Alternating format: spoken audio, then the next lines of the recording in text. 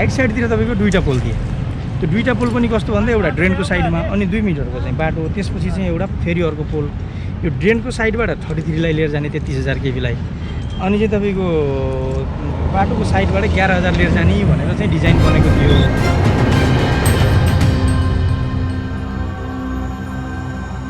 यहाँको कुरो भन्न पर्दाखेरि पहिला चाहिँ बुट्टा काट्न नलिएर बेर भयो, अनि त्यहाँ बिजुली पोल नखोले बेर भयो। कुरो यो हुन्छ। हजुर, यो बिजुलीको पोल सारिसकेपछि चाहिँ अब त लगभग खुला भयो नि त। खुला भइसकेपछि अब यो रोकिने काम छैन भन्ने हाम्रो आँखामा हो।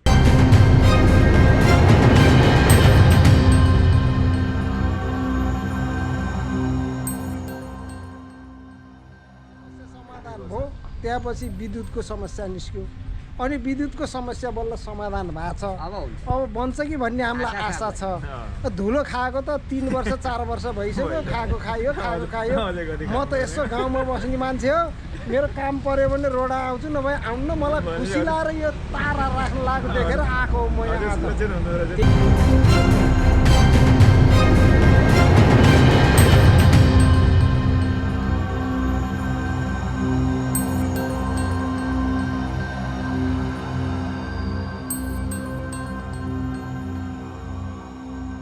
विशेषतः यो के हो त कारण, अथवा यो बिजुलीको पोल नहट्नुको कारण अहिलेसम्म के थियो भन्ने विषयलाई पनि आजको भिडियोमा देखाउनेछु।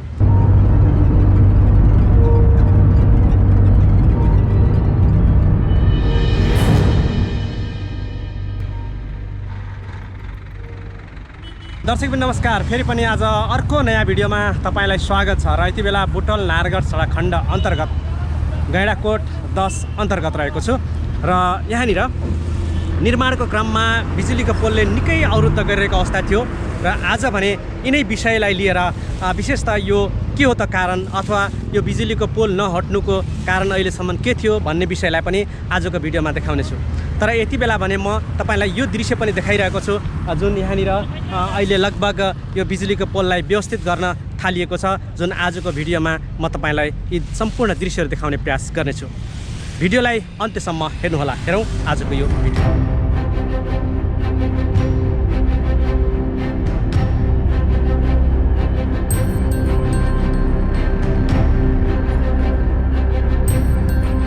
कहाँ सक्नुहुन्छ होला आजको चाहिँ काम? आज तपाईँको यही चौकको मात्रै हो, अगाडिको पोल छ नि त्यसमा मात्रै।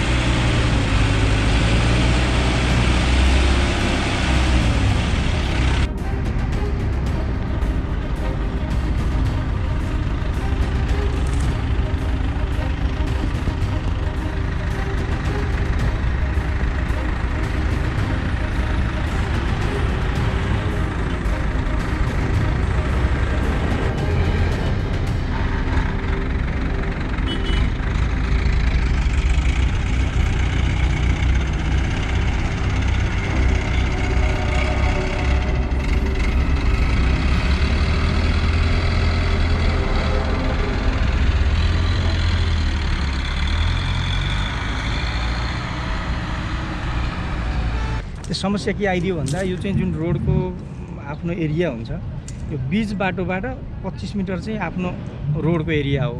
तर कुनै कुनै घरहरू बिचमा चाहिँ तपाईँको 22मा 23मा मिटरमा पनि बनेको देखियो।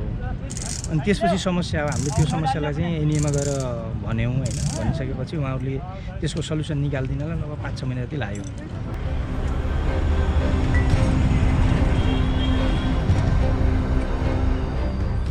यहाँको कुरो भन्न पर्दाखेरि पहिला चाहिँ बुट्टा काट्न नलिएर बेर भयो, अनि त्यहाँ बिजुली पोल नखोले बेर भयो। कुरो यो हुन्छ। हजुर, यो बिजुलीको पोल सारिसकेपछि चाहिँ अब त लगभग खुला भयो नि त। खुला भइसकेपछि अब यो रोकिने काम छैन भन्ने हाम्रो आँखामा हो क्या। अब टेक्निकल विषय त के छ कसो छ त्यो त के जान्न सकिन्छ होइन।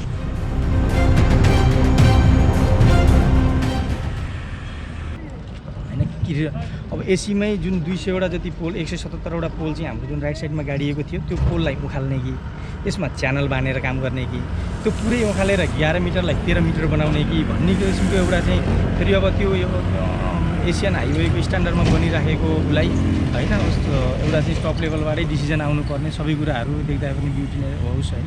ती कुराहरूले गर्दाखेरि अलिकति 4-5 महिना जति टाइम आयो अनि त्यतिखेर बर्खाको समय पनि भयो होइन त्यसले गर्दाखेरि त्यो टाइम आउनलाई र उहाँको डिसिजन चाहिँ के आयो भन्दा जुन चाहिँ 11 मिटरको दुईवटा पोल थियो त्यो पोललाई हटाएर 13 मिटरको एउटा पोल राख्ने माथिबाट 13,000लाई लिएर 33,000लाई लिएर जाने त्यसपछि 11,000 लिएर जाने 11 केबीको त्यसपछि एलडीलाई चाहिँ 5वटा तार चाहिँ लिएर जाने 13 मिटरको पोलमा भन्ने डिसिजन हाम्रो चाहिँ यो भदौतिर आयो है त्यसपछि भदौ लास्ट असोजको पहिलो हप्तामा चाहिँ त्यो डिसिजन आइसकेपछि हामीले त्योलाई चाहिँ अब ल यो चाहिँ रेडी भयो भनिसकेपछि हामी त्यसपछि चाहिँ काम गर्न सुरु गरेका हौँ होइन त्योभन्दा पहिला हामीले चाहिँ त्यही पाउने लगभग 450 देखि 477 पोल चाहिँ गाडिसकेका थियौँ त्यसमध्ये 177 पोल हामीले उखाल्नु पऱ्यो होइन अहिले चाहिँ हाम्रो अब भनौँ न यो दसैँ पछि अलिअलि काम सुरु भएको थियो तिहारपछि चाहिँ स्पिडमै काम भइरहेको छ यो अहिले जति पनि हामीले चाहिँ यहाँ लगभग 2 किलोमिटर हामीले डिस्मेन्टल गऱ्यौँ होइन तार टाँग्यौँ सबै काम यो 15 दिनकोमा भएको हो यही रफ्तारमा हामीले काम गऱ्यौँ भने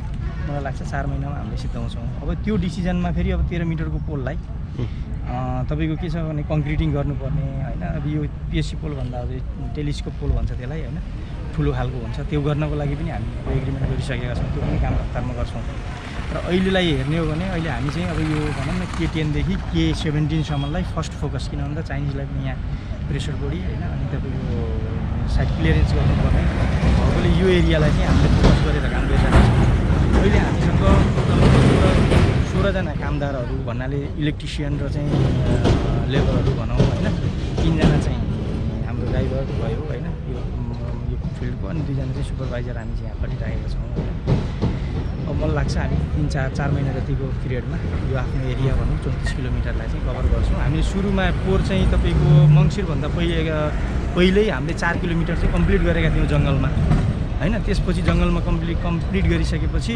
हामी चाहिँ K10 देखि K11लाई फोकस गर्दाखेरि त्यो इस्यु आइसक्यो त्यतिखेर रोकिएको थियो अब तपाईँको यो जुन छ नि यो पोलले गर्दाखेरि कतिपय कामहरू होइन अब गर्न गाह्रो भइरहेको छ होइन रोड बनाउँदा यो क्रममा देखिएको छ अब पक्कै पनि अब सहज हुन्छ धेरै सहज हुन्छ अब हामी आजै हेर्ने रफ्तारमा काम गरिरहेको छौँ होइन यहाँसम्म हामीले पुरै यो जुन चाइनिजको एरिया छ 3 किलोमिटरको त्यसलाई चाहिँ हामी पुरै क्लियर गरिदिँदैछौँ है अब रफ्तारमा चाहिँ हामीले नगरी पनि हुँदैन होइन